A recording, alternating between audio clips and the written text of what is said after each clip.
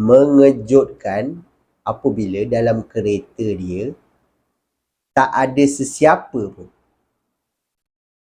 Tak ada orang langsung dalam kereta dia. Ada seorang banduan, berbentuk banduan, pakai baju akhir, okay. Matanya berwarna merah, mulutnya berdarah, dan kemudian dia punya tengkuk, leher dia ni seakan-akan patah.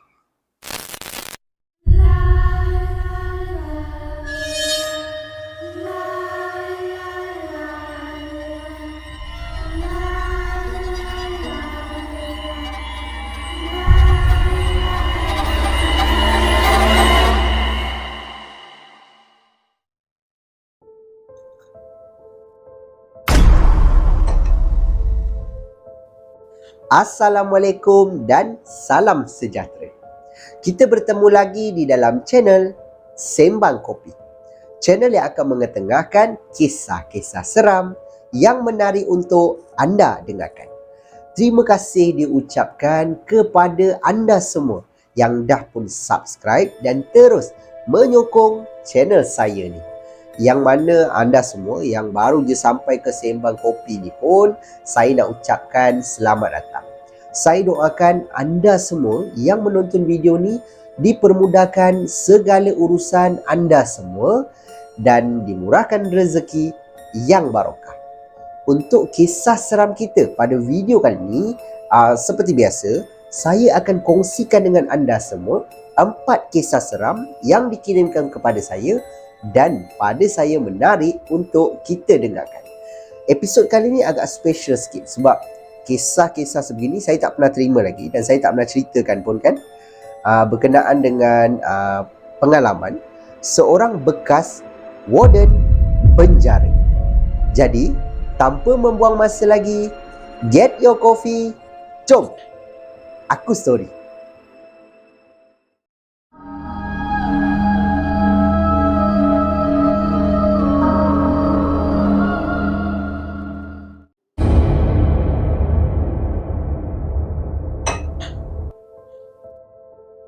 Menjadi seorang warden penjara bukanlah satu tugas yang mudah.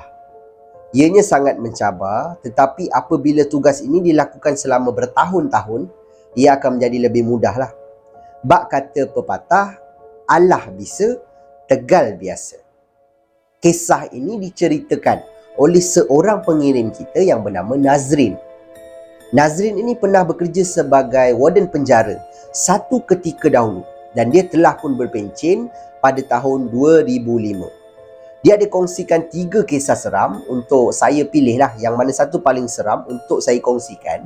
Tapi saya ambil keputusan untuk kongsi ketiga-tiga kisah ini kerana pada saya agak menarik dan ada mesej di sebalik kisah-kisah ini.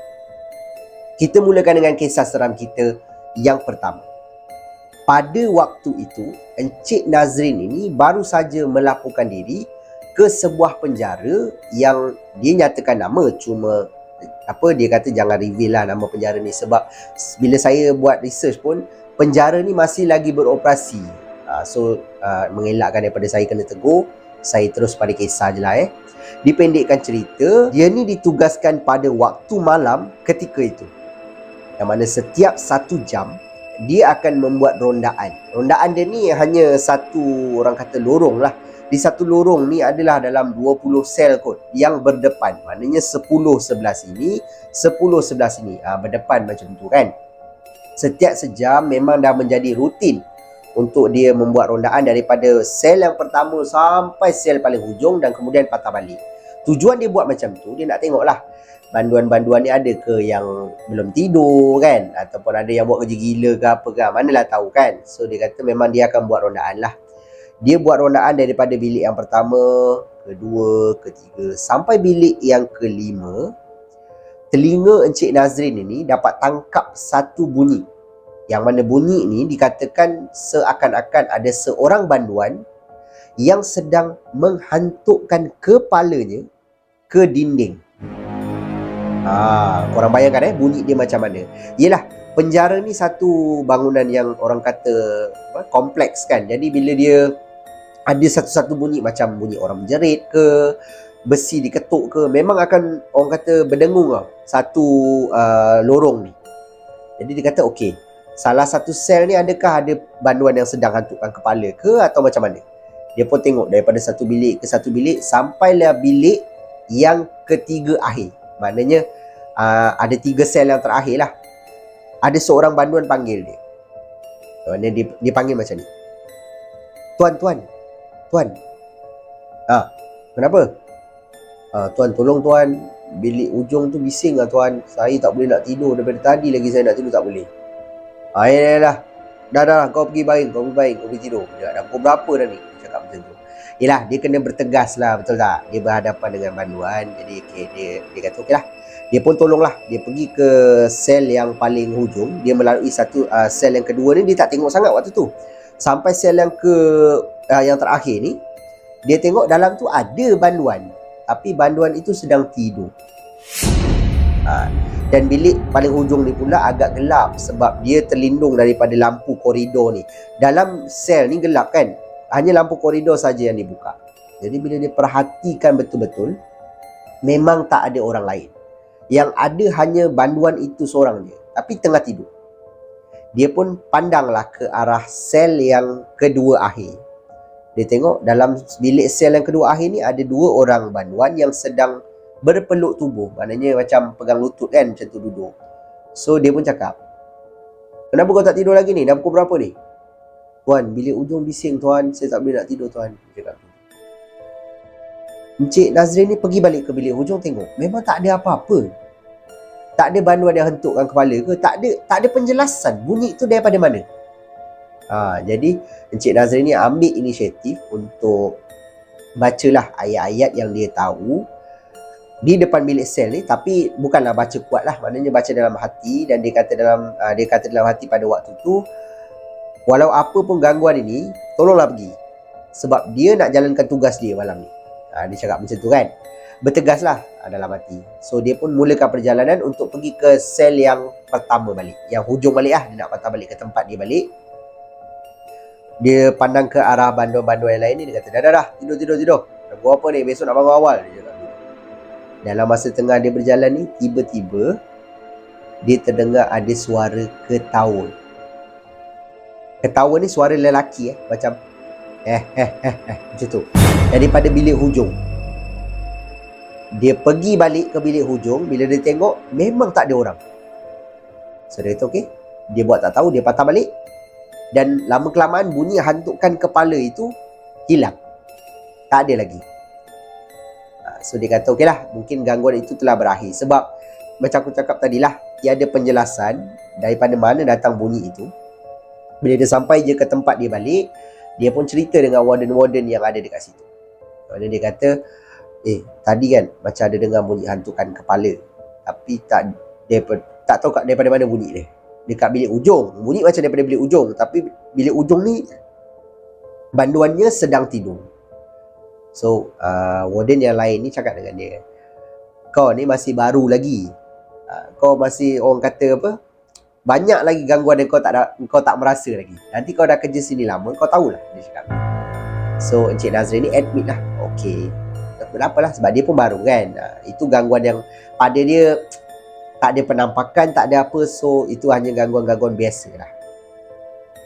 Berlainan pula dengan kisah seram dia yang kedua ni, yang mana kisah ni dah berlaku selepas daripada gangguan tu dah lama lah. Mungkin 2 tahun lepas tu ke, setahun lepas tu ke, macam tu.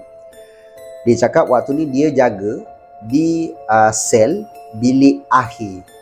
Yang mana bilik akhir, yang mana korang tak tahu, bilik akhir ni adalah satu ruangan sel yang menempatkan banduan-banduan yang akan dikenakan hukuman gantung sampai mati. Dan bilik ini juga adalah bilik banduan-banduan ni tunggu bila hari diorang akan dihukum. Jadi bilik ni memang paling mencabar, kata Encik Nazrin, sebab akan ada yang menangis, ada yang meraung, cakap dia tak salah, tolong, macam tu. Jadi dia sebagai warden, dia kena kawal benda tu. Dia akan pergi ke satu sel, diam, macam tu. Tapi memang yelah kan, bila dah berada dalam situasi macam itu, dia tahu bila hari dia akan dihukum. pastinya dia akan, yalah, tak tentu arah lah kan. Ada yang solat 24 jam pun ada yang mengaji, ada yang baik-baik macam tu ada juga. Yang jenis yang meraung-raung ni pun ada juga. Cuma ada satu malam ni, dia terdengar ada suara macam orang minta tolong. Tolong saya tak salah macam tu. Jadi mengganggu orang kata banduan-banduan yang lain, menyebabkan dia kata tak boleh jadi ni, dah malam-malam buta ni bising-bising kan. Dia pun buka pintu, ada satu pintu orang kata grey lah, mungkin pintu sel yang satu ni, untuk dia masuk ke ruangan itu. Bila dia masuk, dia jalan ke satu sel ke satu sel. Sel ini pula ada lebih kurang dalam 8 bilik macam tu. 4 sebelah sini, 4 di sebelah sini. Jadi dia daripada mula sel yang pertama, dia tengok kiri kanan. Ada yang sedang solat, ada yang sedang tidur. Dia pusing, dia pergi bilik nombor 2 pun sama juga, ada yang sedang tidur apa semua. Bila sampai saja ke sel yang paling hujung, dia tengok dalam sel tu tiada banduan. Kosong. Tak ada orang. Tapi ada bunyi suara dalam bilik. Menyebabkan Encik Nazrin ni, dia mula macam jengah lah, dekatkan diri dia dengan orang kata pintu sel ni kan. Tengok dalam, okey, memang tak ada orang. So maknanya dia tahu ini adalah satu lagi gangguan yang dia alami, yang mana dia dengar bunyi suara tapi tak tahu daripada mana datang suara itu. Dia pun mulalah berjalan balik untuk pergi ke arah, keluarlah daripada ruangan sel ini. Tapi waktu dia nak melangkah tinggalkan sel paling hujung ini, dia cakap daripada anak mata dia tiba-tiba dia nampak macam ada satu kelibat seorang banduan yang sedang berdiri di hadapan pintu sel. Sedangkan sel tu tadi tak ada orang kan. Jadi bila dia nampak daripada anak mata dia, dia mulalah ke belakang balik dan dia toleh balik ke bilik tu. Mengejutkan, Encik Nazrin cakap pada waktu ni dia pejam mata dia baca ayat apa yang dia tahu. Sebab dia nampak di hadapan dia, betul-betul maknanya di hadapan pintu sel lah, di hadapan pintu sel ini ada seorang banduan, berbentuk banduan, pakai baju ahir, matanya berwarna merah, mulutnya berdarah, dan kemudian dia punya tengkuk, leher dia ni seakan-akan patah. Tengkuk dia ni seakan-akan patah. Saya ingat macam tu. Kalau Encik Nazrin kata dia nak, orang kata nak jelaskan tu memang susah lah kan. Mana boleh orang buat macam tu, melainkan tengkuk dia memang patah. Tapi Encik Nazrin cakap kalau tengkuk dah patah macam tu, confirm lah, itu mesti dah meninggal lah, matilah kan. Mana boleh hidup lagi dah kalau tengkuk macam itu. Jadi dia kata bila dia nampak je kelibat itu, dia terus pejamkan mata dia baca. Kali ni dia baca kuat melalui suara dia lah. Dia baca. Bila dia buka balik mata dia, tak ada. Benda tu dah hilang. So Encik Nazir kata okey, tak apa. Dia pun jalan balik. Waktu dia buka mata dia ni, dia kata semua banduan yang berada di sel yang bersebelahan semua pandang ke arah dia.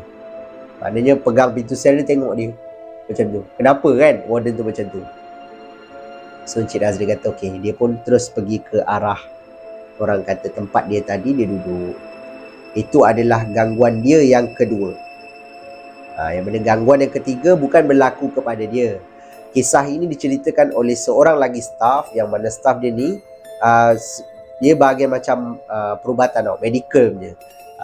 Dia biasanya tugas dia ni, dia gelarkan dalam email ni Pak Haji. Tugas Pak Haji ni, dia akan ambil jenazah yang baru saja dihukum gantung kan.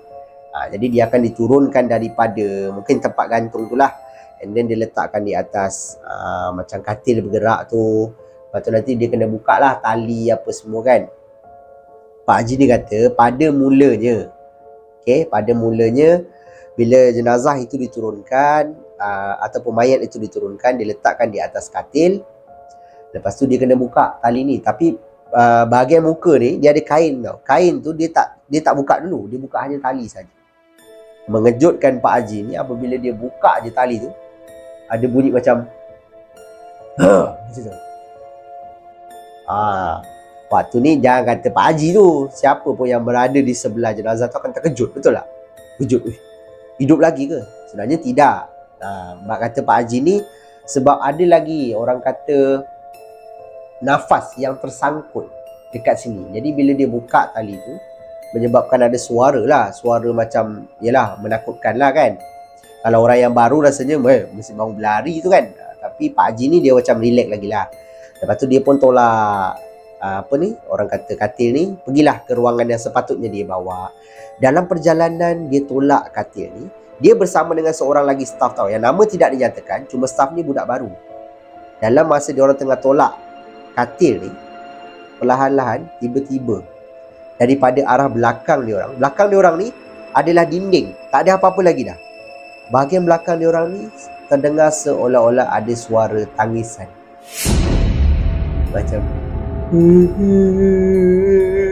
macam tu. Tapi suara tangisan itu suara tangisan lelaki lah. Menyebabkan budak baru yang berada di sebelah Pak Haji ni terberhenti tau langkah dia. Seolah-olah dia macam nak tengok belakang. So Pak Haji dia kata, dah. Jangan toleh. Main kita bawa ni. Kita ada kerja ni yang kita kena selesaikan. So dia pun bawa jenazah tu lah untuk diuruskan. Itu kisah yang Pak Haji ni cerita pada dia. Dan Pak Haji ni juga ada cakap kadang-kadang mungkin itu gangguan. Ataupun mungkin waktu banduan ini nak dibawa ke bilik gantung ini, kan dia orang menangis kan. Ada yang menangis, ada yang menjerit dan sebagainya. Jadi mungkin suara tangisan itu terngiang-ngiang di telinga. Jadi seolah-olah kita dengar je ada suara tangisan tu. Tapi sebenarnya tak ada. Itu hanyalah suara yang sebelum tadi bermain di telinga. Dan mungkin juga ada gangguan yang berlaku di kawasan itu waktu diorang tengah tolak. Wallahualam. Jadi pada pendapat korang macam mana? Ketiga-tiga kisah yang dikongsikan oleh Encik Nazrin ini seram ataupun tidak? Korang boleh tinggalkan pendapat korang di ruangan komen dekat bawah. Dia ada juga berpesan di hujung email ini, yang mana dia berpesan kepada semualah, termasuk saya sendiri, yang mana apa saja yang kita nak buat, benda-benda yang salah, fikirlah dua kali. Ingatlah isteri, anak, suami ke kan. Yang mana tak ada isteri, tak ada suami, ingatlah ibu bapa. Yang mana tak ada ibu bapa, ingat nama baik keluarga yang kita bawa.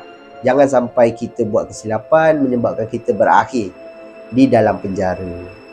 Ataupun yelah kalau dah dihukum gantung apa semua kan, lagi masalah lah. Jadi sayangilah nyawa kita semua.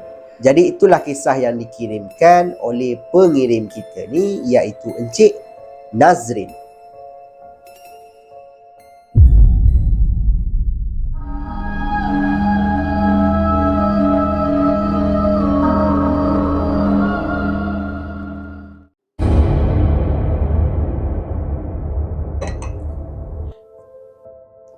Kita beralih pula ke kisah seram kita yang berikut ini.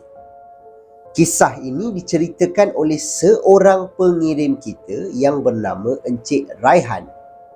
Encik Raihan ni bekerja sebagai pemandu Grab dan dia pula tinggal di Bentong, Pahang. Dia bagi tahu dia ingin berkongsi satu pengalaman seram misteri yang dia sendiri pernah alami sepanjang dia bawa Grab. Dia bawa Grab dah dekat 6 tahun, tapi ini adalah satu-satunya gangguan yang pada dia memang, yelah, dia tak pernah alami lah sebelum ni. Kisah dia macam ini. Ada satu hari ni, Encik Raihan ni, dia biasalah dia ambil dia tengok pada dia punya apps kan, apps Grab tu. Kalau ada yang order Grab, dia pun bawa apa semua. Dia start waktu tu dalam pukul 12.30 hari macam itu. Dia bawa satu penumpang ke tempat yang dituju, sampailah jam menunjukkan pukul 6 lebih petang.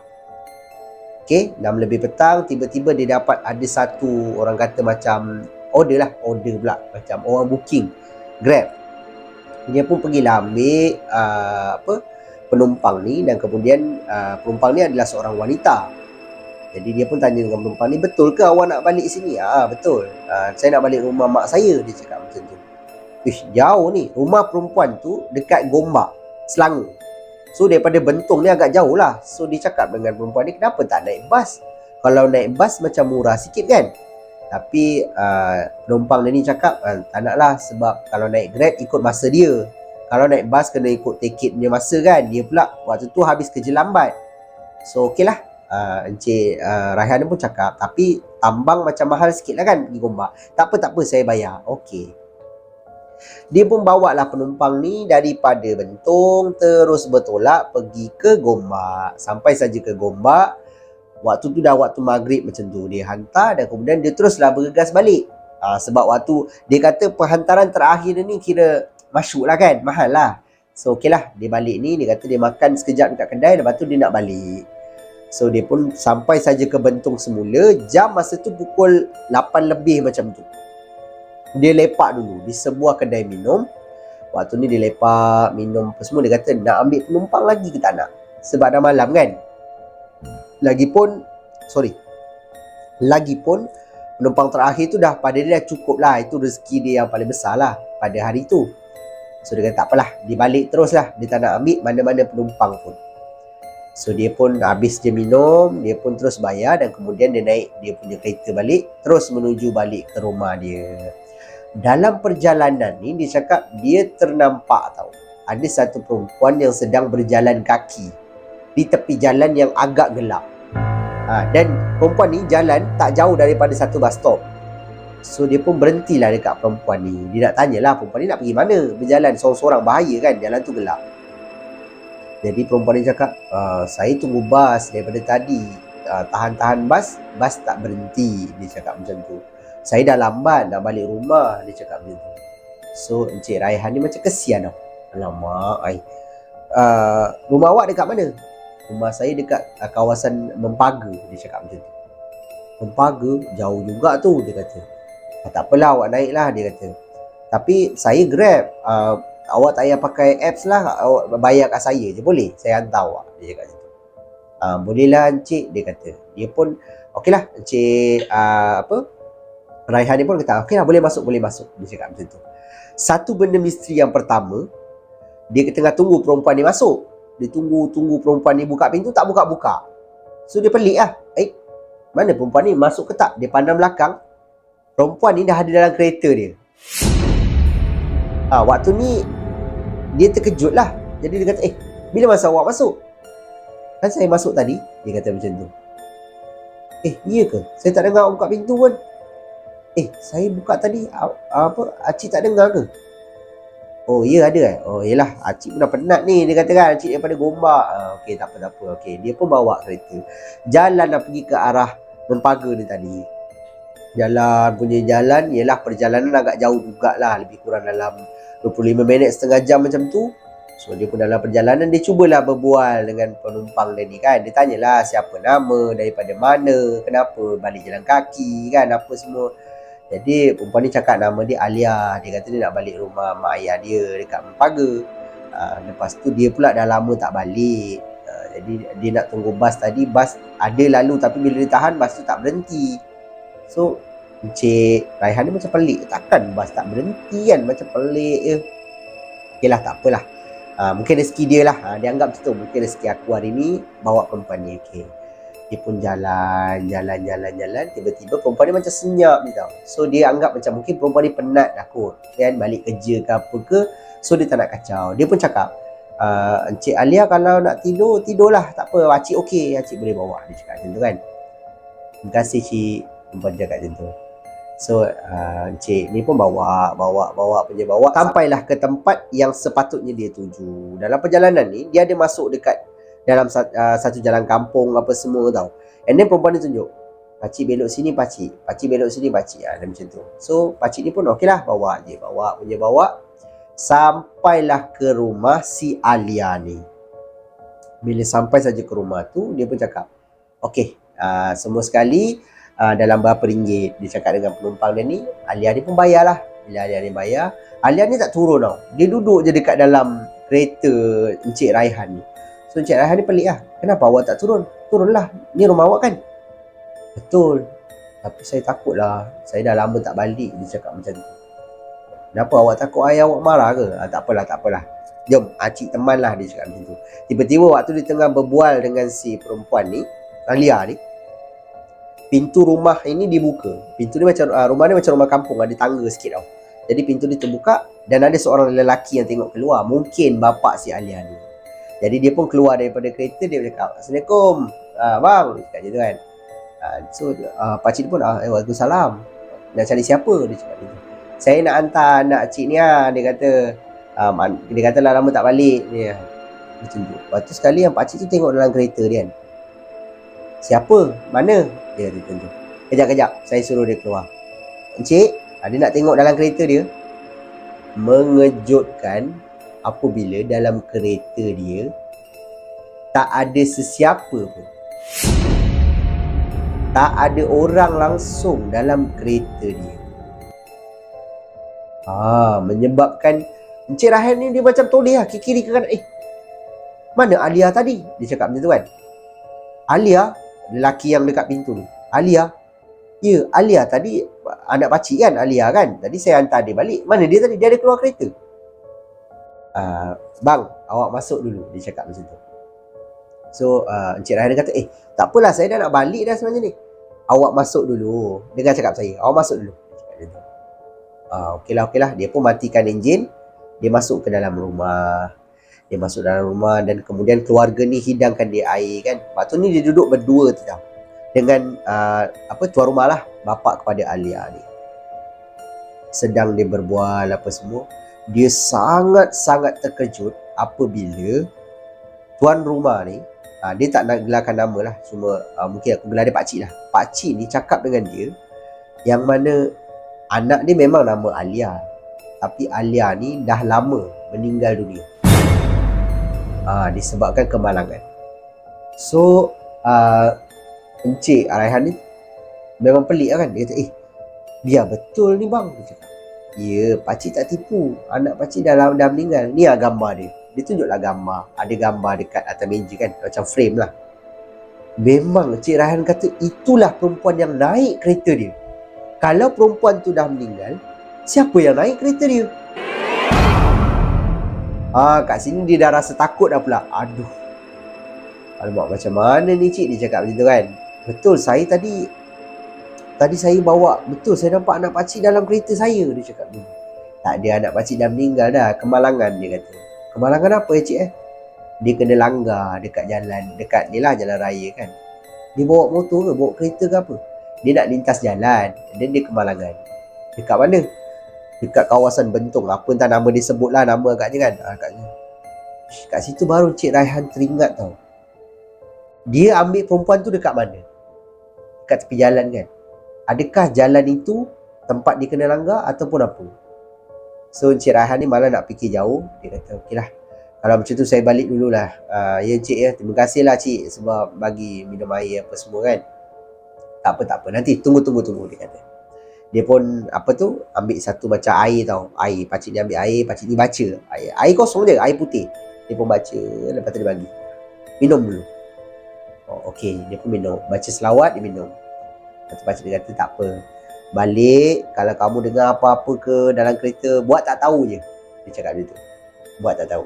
Okey, tak apa. Dia pun naiklah kereta. Naik kereta, dia pun balik. Dalam perjalanan ni bercelaru kepala dia. Betul ke apa yang berlaku ni? Dia tak percaya dengan apa yang berlaku ni. Dia nampak orang, tapi daripada mula memang dah nampak benda pelik-pelik dah. Macam masuk tiba-tiba tak buka pintu kan, pelik kan. So dalam kereta ni mengejutkan, waktu di setengah jalan dia terfikir, tapi perempuan tadi bayar aku. Dia kata macam tu.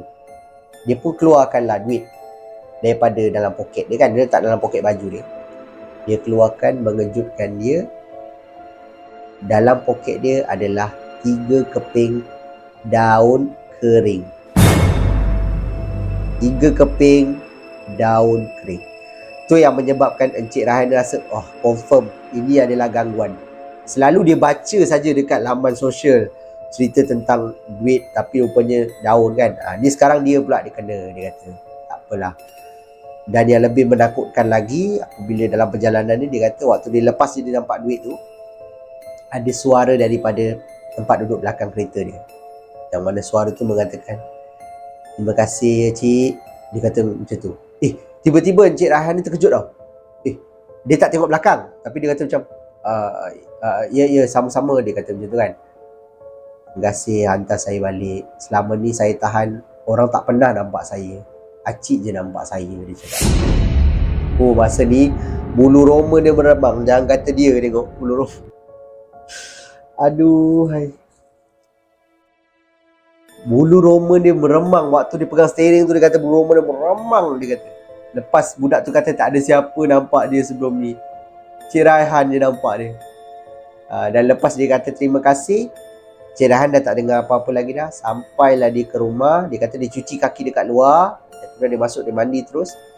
Dan kemudian dia terus nak baring tidur lah. Tapi waktu tu dia tergolek sana tergolek sini, tak boleh tidur. Sampaikan isteri dia pun tanya dia, kenapa ni bang, ada yang tak kena ke? Tak ada apa. Dia tak cerita kat isteri dia lah. Inilah salah satu pengalaman yang dia ceritakan. Ada lagi pengalaman yang lain. Contohnya dia tengah bawa kereta, tiba-tiba ternampak ada benda melintas. Tiba-tiba dia ternampak ada benda yang berdiri tepi jalan. Lepas tu dia jalan, depan sikit nampak lagi kelibat tu. Itu orang kata penampakan yang biasa sebagai pemandu teksi ke Grab ke, pasti akan melalui benda-benda macam ni. Tapi yang sampai menumpang dia punya kereta, dia kata tak pernah lah. Inilah pertama kali. Jadi pada pendapat korang macam mana? Kisah Encik Raihan ini seram ataupun tidak? Korang boleh tinggalkan pendapat korang di ruangan komen dekat bawah.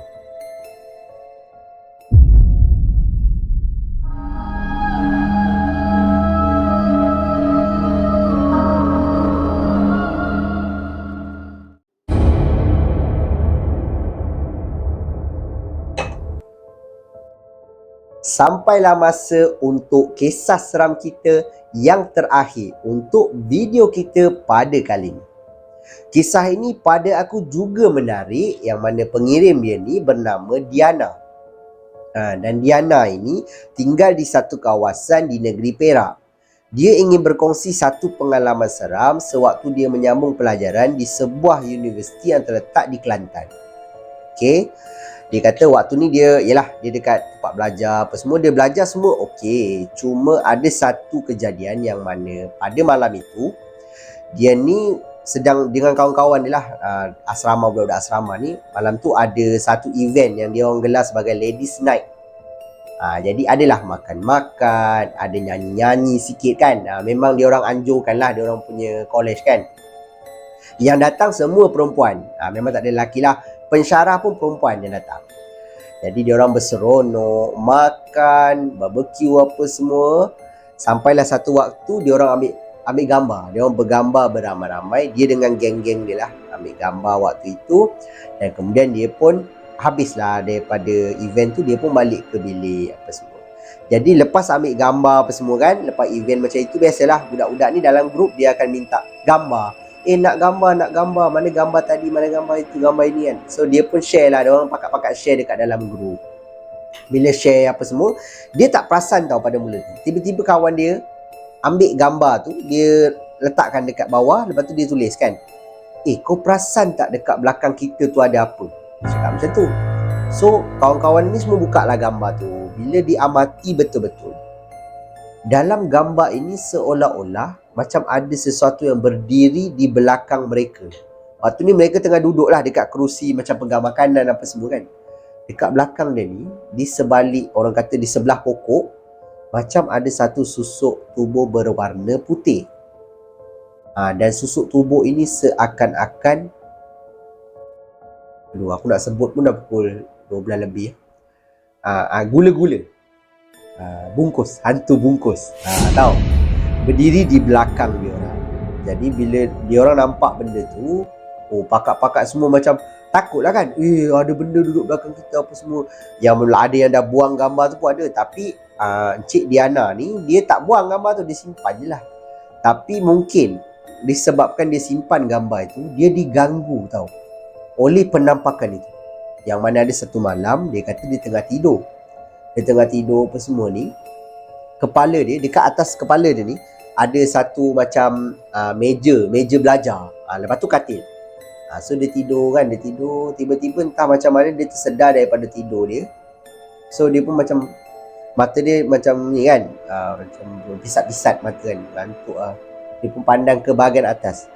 Di atas kepala dia, maknanya dekat kepala katil ni, ada satu susuk tubuh hantu bungkus tadi sedang berdiri betul-betul di atas kepala dia.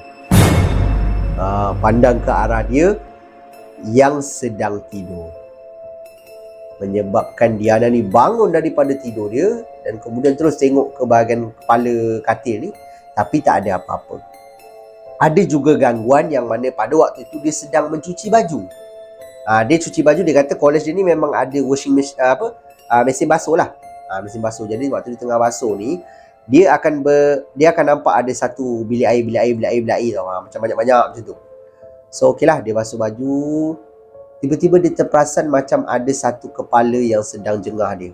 Tapi kepala tu lah hantu bungkus tu tadi.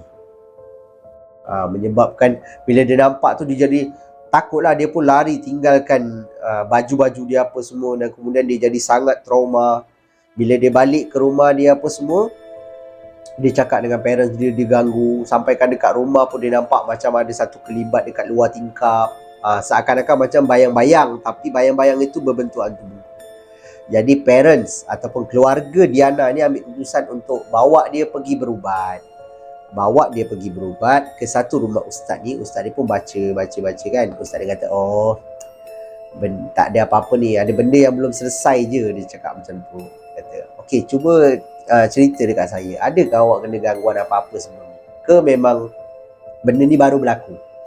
Betul, benda ni baru berlaku. Saya kena gangguan ni betul-betul lepas malam ladies night. Dia kata macam tu.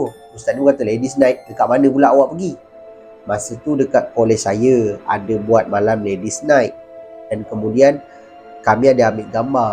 Di dalam gambar itu ada satu susuk tubuh macam sesuatu lah, macam hantu bungkus itu berdiri di belakang kami. So lepas daripada tu, saya diganggu dengan makhluk itu. Boleh saya tengok gambar dia? Ustaz cakap. Boleh.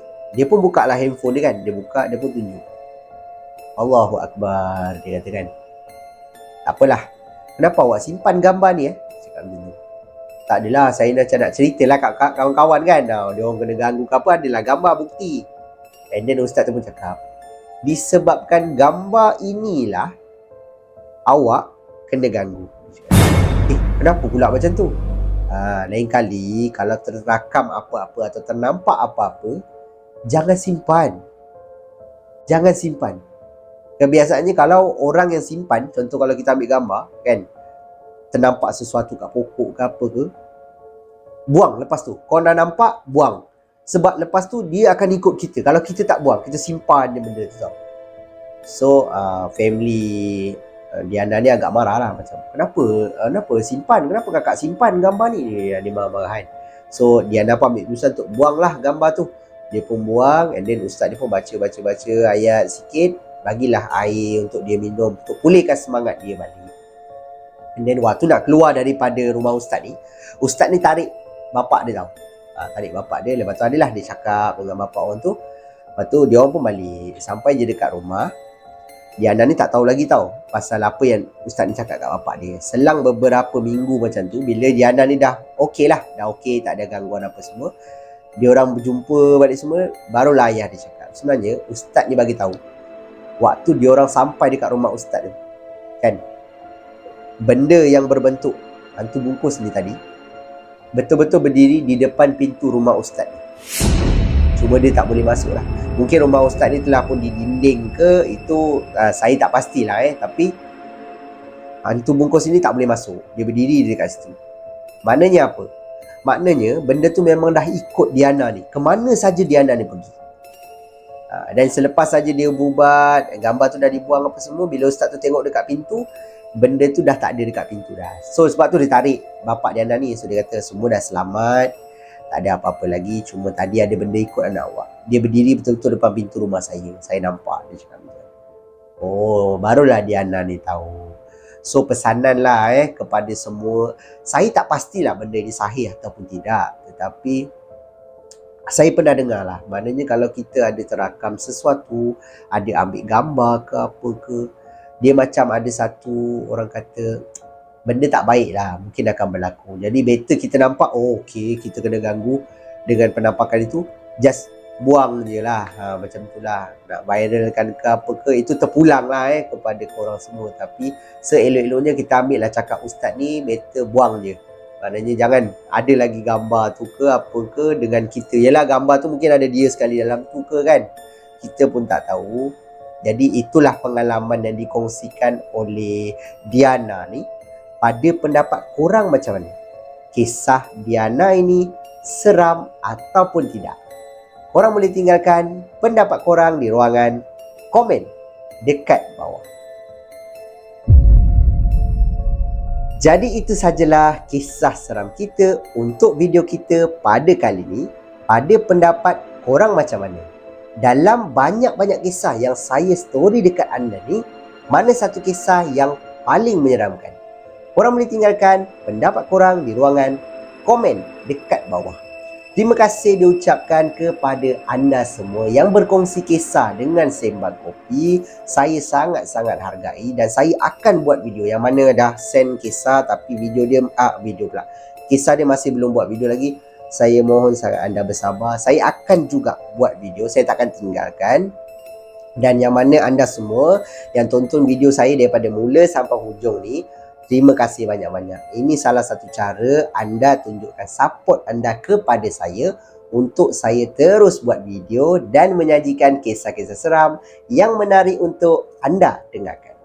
Akhir kata daripada saya, kalau anda suka dengan cara penyampaian saya, anda terhibur dengan kisah-kisah seram yang saya storykan dekat anda semua, saya hargai sangat-sangat kalau anda dapat bantu saya, bantu channel saya dengan tekan butang like, butang subscribe dan juga butang loceng supaya anda semua takkan terlepas apa-apa video yang saya akan kongsikan lepas ini. Itu saja daripada saya. Kita jumpa lagi di video yang akan datang. Assalamualaikum. See ya.